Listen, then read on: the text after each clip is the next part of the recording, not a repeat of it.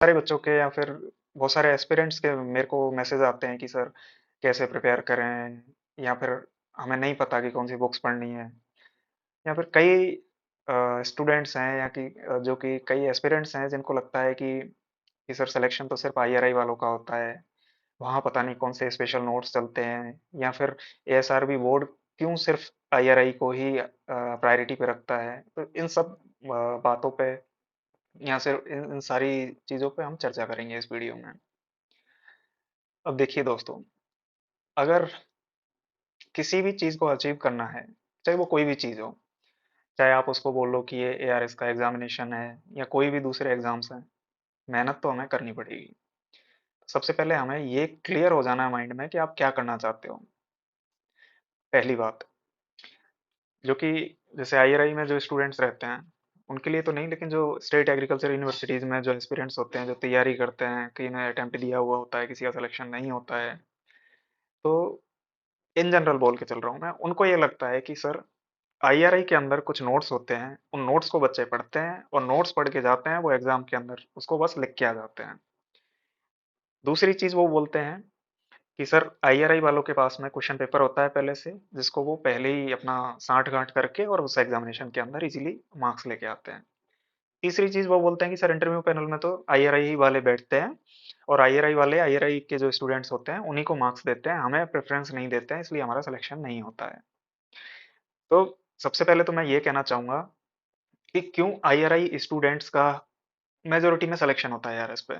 ऐसा नहीं है कि सिर्फ और सिर्फ आईआरआई के स्टूडेंट्स ही इस एग्जाम को क्वालिफाई करते हैं, मेरे बहुत सारे सीनियर्स हैं। अ, क्योंकि मैंने 2021 का एआरएस क्लियर किया था, उसके बाद सिर्फ एक बार एआरएस एग्जामिनेशन हुआ है और फिर से एक नोटिफिकेशन आया हुआ है।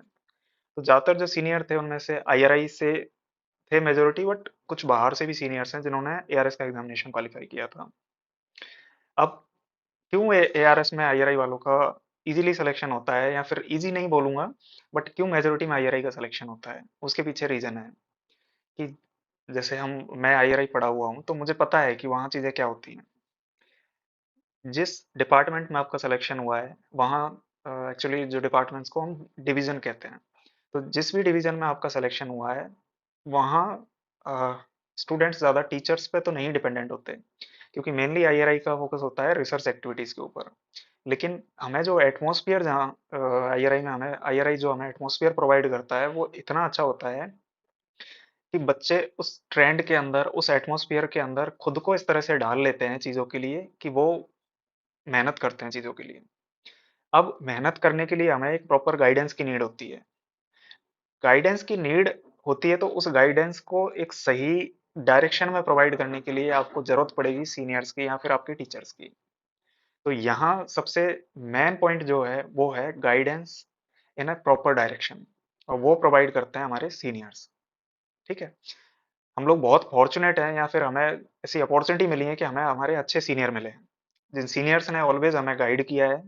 वो हमें बताते रहे हैं कि भाई तुम आईआरआई तुम्हारा एडमिशन हो गया है, तो इस हवा में मत रहना या इस ओवर कॉन्फिडेंस में तुम कभी मत रहना कि सिर्फ और सिर्फ तुम्हारा आईआरआई में सिलेक्शन हो गया है तो तुम किसी एग्जाम को क्वालिफाई कर दोगे या फिर तुम अचीव कर लोगे जो तुम चाह रहे हो। तुम्हें यहाँ आए हो तो तुम्हें मेहनत करनी ही पड़ेगी, उसका कोई अल्टरनेटिव नहीं है। ठीक बात। अब गाइडेंस, अब गाइडेंस की बात ये रहती है कि हमें बताई जाती है कि तुम ये बुक्स इस तरह से पढ़ो, फिर पढ़ना ही, मेहनत हमें करनी है। वो सीनियर्स हमें ये नहीं कहेंगे कि ले भाई तेरे लिए किताब मैं पढ़ देता हूँ और तू बस बैठा रहे, ये काम नहीं करते हैं। वो हमें सिर्फ डायरेक्शन प्रोवाइड करते हैं कि हाउ टू रीड, वो बुक्स को हम पढ़ते हैं। फिर हमारे जो क्लासरूम्स होते हैं वहाँ जो फैकल्टीज या जो हमारे सीनियर्स सीनियर्स या फिर हमारे जो टीचर्स होते हैं, वो जब हमें पढ़ाते हैं तो उनका पढ़ाने का तरीका इस तरह का होता है कि हमें सिर्फ और सिर्फ वो रट्टा टाइप की चीजें नहीं बताते कि जैसे आपको बता दिया कि भाई जैसे एट्रोसिस पढ़ रहे हैं, तो इन जनरल मैं देखता हूँ कि कई चीजों में बस ये बता देते हैं भाई एट्रोसिस शब्द term coined by this scientist in the फलाना ईयर और ढलाना ईयर। बट हेट्रोसिस, अब हेट्रोसिस के बारे में जब हमारी क्लास में जब हमें पढ़ाते हैं तो उसके बेसिक फंडामेंटल्स क्या है हेट्रोसिस के, किस तरह से हेट्रोसिस क्यों होती है, क्या उसके पीछे का जेनेटिक्स है, ये सारी चीजें हमें क्लास में डिस्कस करते हैं। ठीक है, तो उससे क्या है हमारी जो सोचने का जो डायरेक्शन है वो बुक के अंदर जो भी किताब हम पढ़ रहे होते हैं तो उस बुक के अंदर हम उन चीजों को कनेक्ट करते हैं। ठीक है, फिर जब क्लासरूम में पढ़ के आए तो हमारे हॉस्टल्स में हमारी जो फैसिलिटीज इस तरह की होती हैं, जैसे हमें हमारा रीडिंग रूम रहता है, इसके अलावा लाइब्रेरी फैसिलिटी, या जो जैसे एटमॉस्फेयर की हम बात करते हैं आईआरआई के अंदर, वो बहुत अच्छा है। लाइब्रेरी आप जाओ, एकदम पीसफुल लाइब्रेरी है, सारी बुक्स आपको वहाँ मिलेंगी, है ना। और फिर जब अगर आप हॉस्टल में भी स्टडी कर रहे हो तो पूरी रात, मतलब 24 आवर्स के लिए आपका रीडिंग रूम ओपन रहता है। आपके रूम्स इतने अच्छे होते हैं कि आपको कोई डिस्टरबेंस भी नहीं होगा वहाँ।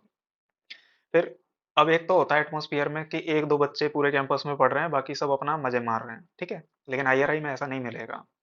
आईआरआई के अंदर फैसिलिटीज सारी हैं, है ना। फैसिलिटीज मतलब स्पोर्ट्स के लिए सारी फैसिलिटीज अवेलेबल हैं, दूसरी अगर कोई एक्टिविटीज होती हैं तो उन सब के लिए आईआरआई में सब कुछ है। लेकिन मोस्टली मैंने क्या देखा है कि आईआरआई के अंदर ज्यादातर स्टूडेंट, मतलब अगर हम एक प्रोपोर्शन में देखें तो 60 to 70% जो स्टूडेंट्स हैं वो सिर्फ अपनी पढ़ाई पे फोकस करते हैं। वो अपनी स्टडीज पे फोकस करते हैं, ना कि ग्राउंड है, पर ग्राउंड में ऐसा भी नहीं है कि रेगुलर वो जा रहे हैं कर रहे हैं। मैं तो यही चाहता हूँ, या फिर मैं कहता हूँ कि उनको जाना भी चाहिए स्पोर्ट्स, जो भी है खेल कूद, जो भी थोड़ा वॉक वॉक वो सब करना चाहिए। लेकिन वो इतने ज्यादा अपने गोल ओरिएंटेड होते हैं कि बाकी की चीजें उनको दिखाई नहीं देती हैं, ठीक है। तो मान के चलो कि उनको बस पढ़ना ही है, वहां गए अपने क्लासरूम गए और क्लासरूम के बाद में जो भी अपना कोर्स वर्क खत्म किया, उसके बाद जो टेक्स्ट बुक्स होती हैं, नोट्स नहीं, सिर्फ टेक्स्ट बुक, जो कि हमें बताई जाती है कि इन बुक्स को तुम पढ़ो, इन बुक से तुम्हें नॉलेज मिलेगी, ना कि सिर्फ वो 2 पेज के नोट्स होते हैं उनको पढ़ के तुम विद्वान हो जाओ, ऐसी चीजें नहीं होती हैं। ठीक बात है। आगे क्या होता है कि जब ये तो जैसे क्लासरूम वगैरह इन जनरल स्टार्टिंग के जो सेमेस्टर हैं, जो हमारे टाइम पे ट्राइमेस्टर होते थे, उनमें शुरुआत के जो कुछ ट्राइमेस्टर्स होते हैं उनमें हमारा कोर्स वर्क अलॉट होता है, उसी के साथ हमें टेक्स्ट बुक रीड करनी होती थी। इसके बाद क्या होता है कि हमारी रिसर्च, है ना। तो ऐसा नहीं है कि सिर्फ तुमने कोई चेयरमैन ले लिया और भाई तुम्हारी घर बैठे बैठे तुम्हारी सारी रिसर्च हो रही है और तुम बस निश्चिंत होकर अपनी पढ़ाई कर रहे हो, ऐसा नहीं होता आईआरआई में। आईआरआई में सबसे अच्छी चीज होती है कि स्टूडेंट खुद अपना सारा काम कंप्लीट करता है, उसको पूरा रिसर्च वर्क भी कंप्लीट करना है, अपने सारे सेमिनार्स भी देने होते हैं, जो भी डिपार्टमेंटल सेमिनार्स होते हैं, अपनी थीसिस राइटिंग का काम भी होना आता है। इसके साथ में उसको पब्लिकेशन का जो वर्क होता है वो भी खुद को स्टूडेंट को ही करना होता है। और इसके साथ में पढ़ाई तो आपकी करनी ही है ना। तो बाकी की चीजों के लिए आईआरआई में किसी के पास कोई टाइम नहीं है। चेयरमैन सिर्फ आपको एक डायरेक्शन प्रोवाइड करेगा, वो आपकी इस तरह से हेल्प नहीं करेंगे कि भाई चेयरमैन आपके पाइपेट लेके आपके डीएनए का ये मार्कर रन कर रहा है, ऐसा कुछ नहीं करेगा। चेयरमैन का काम सिर्फ और सिर्फ तुम्हें एक डायरेक्शन प्रोवाइड करना होता है, भाई ये कर लो। तुम अपना काम नहीं कर रहे हो तो तुम बैठे रहो, तुम्हारी डिग्री भी नहीं होने वाली है। तो ये सारी चीजें आईआरआई में खुद को स्टूडेंट को करनी है, पढ़ाई भी करनी है, रिसर्च वर्क भी करना है, सब कुछ करना है, ठीक है। तो डिफिकल्टीज मैं ये चीजें क्यों बता रहा हूँ, क्योंकि बच्चों को लगता है कि बस वो बैठ गए, रिसर्च वर्क से कोई काम नहीं है हमारा, हमें तो बस पढ़ाई करनी है, तो ऐसा भी नहीं होता है, सारी चीजों को तुम्हें साथ लेके चलना पड़ेगा। ठीक बात है। अब क्या होता है कि जब, अब जैसे मेरे टाइम पे क्या होता था, आईआरआई का एंट्रेंस एग्जामिनेशन होता था, तो आईआरआई का एंट्रेंस एग्जामिनेशन वो इतना स्टैंडर्ड पेपर होता था कि ना तो एआरएस का या कोई भी एग्रीकल्चर के, मैंने बहुत सारे एग्जामिनेशन दिए हैं या देखे हैं, आईआरआई एंट्रेंस एग्जाम जो होता था वो एग्रीकल्चर का सबसे अच्छा एग्जाम मैं उसको कहूँगा। एक प्रॉपर स्टैंडर्ड का पेपर आता था, तो वो हमारे लिए एक चैलेंजिंग होता था। चैलेंज किस तरह से होता था, हमारे दिमाग में हमेशा हमें ये रहता, डर रहता था कि जैसे एमएससी हमने एडमिशन लिया है तो हमारा पीएचडी अगर आईआरआई एडमिशन नहीं हुआ तो ये हमारे लिए बहुत दिक्कत वाली चीज हो जाएगी। तो ये डर हमें हमेशा एमएससी जब हमारा एडमिशन होता था तब से रहता था। तो 2 साल हम पूरा मेहनत करते थे, हम अपनी स्टडीज से कोई कॉम्प्रोमाइज कभी नहीं किया, ठीक है। तो आईआरआई का सिलेक्शन होना, ठीक है, सिलेक्शन होने के पीछे रीजन ये नहीं है कि हमारे पास में कोई क्वेश्चन पेपर होता है या हमारे पास में सिर्फ नोट्स होते हैं, या फिर जो भी है कि एएसआरबी में कोई मेंबर बैठे हुए हैं वो सिर्फ आईआरआई वालों को सिलेक्ट करते हैं, ऐसा नहीं है। आईआरआई के बच्चे मेहनत करते हैं, उनको एटमॉस्फेयर प्रॉपर मिलता है, एटमॉस्फेयर के साथ में उनको एक प्रॉपर जो गाइडेंस होता है, एक प्रॉपर डायरेक्शन में जो गाइडेंस होता है वो प्रोवाइड किया जाता है। और सबसे इंपॉर्टेंट चीज होती है, दे आर हार्ड वर्कर। वो मेहनत करने से कोई नहीं कतराते। अगर कोई चीज फेल्यूर है तो वो उसको एक्सेप्ट भी करते हैं, ये नहीं करते कि फेलियर हो गया भाई, मेरा तो ये रीजन रह गया, मेरा इसलिए नहीं हुआ, मेरा उससे नहीं हुआ। ऐसा नहीं होता, जैसा कि यूजुअली बाकी के स्टूडेंट्स करते हैं, ठीक है। तो ये था कि करना आपको ही है, मेहनत आपको ही करनी है, आपको जो डायरेक्शन की नीड है वो कोई भी प्रोवाइड कर देगा, है ना। ऐसा नहीं होता है कि आप अगर मेरे से पूछ रहे हैं या फिर आईआरआई में किसी भी स्टूडेंट से जिससे भी आप बात करोगे वो आपको गाइड कर देंगे।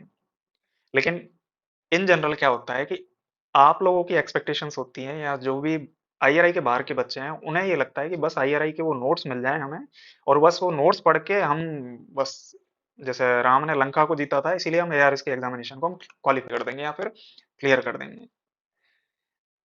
ठीक है, आपको नोट्स भी प्रोवाइड हो जाएंगे, बट उन नोट्स से क्या करोगे? जैसे मेरा प्रिपरेशन था, सीनियर्स के नोट्स थे, बट उन नोट्स से मुझे नहीं लगता कि मैंने कभी उनको पढ़ा भी होगा। हाँ, लेकिन उन नोट्स से एक चीज जरूर थी कि मुझे एक डायरेक्शन जरूर उनसे प्रोवाइड हुई कि मुझे मेरे नोट्स किस तरह से प्रिपेयर करने हैं। ठीक है, तो मैंने क्या किया, जब मैं पढ़ता था तो पहले तो सिर्फ पढ़ाई, उसके बाद मैं नोट्स खुद के प्रिपेयर करना। ठीक है, क्योंकि वो नोट्स सिर्फ और सिर्फ मैं समझ सकता हूँ, मेरे नोट्स कोई और पढ़ेगा तो मुझे डाउट है कि वो उसको समझ पाएगा। ठीक है, तो ये सारी चीजें होती हैं। तो आज के इस लेक्चर में मैं सिर्फ आपसे ये डिस्कस करने वाला हूँ आगे कि एआरएस के पहले तो सिलेबस को आप समझो, उसको कि वो क्या पूछ रहा है ना। उसके बाद में मैं आपको बताऊंगा कि कौन सी आपको बुक्स पढ़नी है और वो बुक्स को पढ़ने का तरीका क्या है। ठीक है, तो आगे हम बात करते हैं कि एआरएस के एग्जामिनेशन का पैटर्न क्या होता है। ठीक है, तो हमेशा से जो एआरएस का पैटर्न चला आ रहा था उसमें सिर्फ लास्ट ईयर कुछ चेंजेस हुए थे कि कुछ पीएचडी बेसिस पे हो गया, लेकिन वापस रिवर्ट करके उसको एमएससी बेसिस पे कर दिया गया है। ठीक है, तो अब हम बात करें सबसे पहले, जैसे आपको ये सारी चीजें तो पता ही होगी कि एआरएस 3 फेजेस में होता है या 3 चरणों में होता है। पहला प्री एग्जामिनेशन होता है, फिर मेंस का एग्जामिनेशन होता है, और आखिर में आपका होता है इंटरव्यू। तो प्री एग्जामिनेशन में क्या होगा, आपको कुछ क्राइटेरिया रहेगा मेरिट का, तो उसमें एक सीट है, तो उस पर 15 स्टूडेंट्स को वो कॉल करते हैं या एस्पिरेंट्स को वो बुलाते हैं। ठीक है, जब आप 15 के अंदर आ जाते हैं तो आप मेंस लिखोगे। मेंस के अंदर क्या होगा, जब आप मेंस भी क्लियर कर लेते हैं तो आपकी मेरिट के अंदर या तो एक सीट पे 3 बच्चों को बुलाएंगे या 5 बच्चों को बुलाते हैं। वो एएसआरबी के ऊपर डिपेंड करता है, उसका कोई फिक्स ऐसा नहीं है कि वो 5 को बुला रहे हैं, 8 को बुला रहे हैं, 3 को। वो एएसआरबी के ऊपर डिपेंड करता है कि वो कितने स्टूडेंट्स को बुला रहे हैं। ठीक है, फिर जब आप इंटरव्यू के लिए जाते हो तो वो आपका फाइनल सिलेक्शन होता है, जिसमें आपकी प्री का नहीं, सिर्फ मेंस के जो मार्क्स होते हैं रिटर्न के अंदर, और जो आपका इंटरव्यू का कुछ मार्क्स रहता है वो उसमें इंक्लूड करके, और आपकी फाइनल मेरिट तैयार की जाती है और उसके बेसिस पे आपका सिलेक्शन होता है। ठीक है, तो ये एआरएस का पैटर्न है, या एसआरबी जैसे एग्जाम को कंडक्ट कराता है तो उसका ये रहता है। ठीक है,